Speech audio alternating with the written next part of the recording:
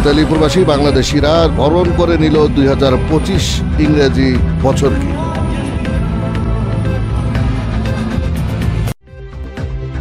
আপনারা দেখছেন প্রবাসী সংবাদ। আসসালামু আলাইকুম।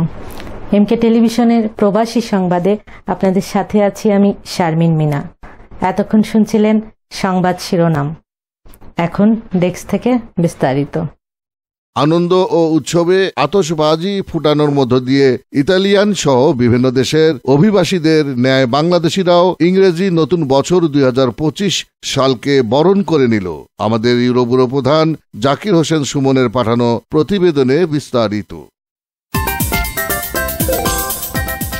বিশ্বব্যাপী নানা ঘটনা, উৎকণ্ঠা ও রক্তক্ষয়ী সংঘর্ষে বিশ্বের বিভিন্ন দেশ পার করল 2024 সাল। সারা বিশ্বে শান্তির প্রত্যাশায় 2025 সালকে স্বাগত জানালো ইতালি প্রবাসী বাংলাদেশি সহ বিভিন্ন দেশের প্রবাসীরা। সন্ধ্যা নামার পর হতেই জড়ো হতে থাকে ইতালির বিভিন্ন শহরের চত্বরে জনতা।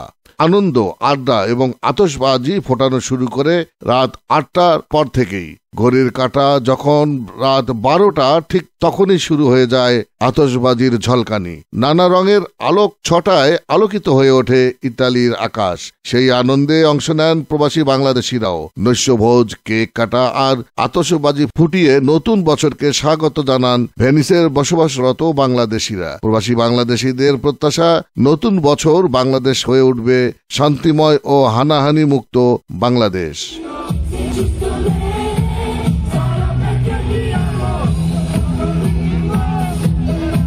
ইফতেখার, প্রবাসী ডেস্ক, এমকে টেলিভিশন।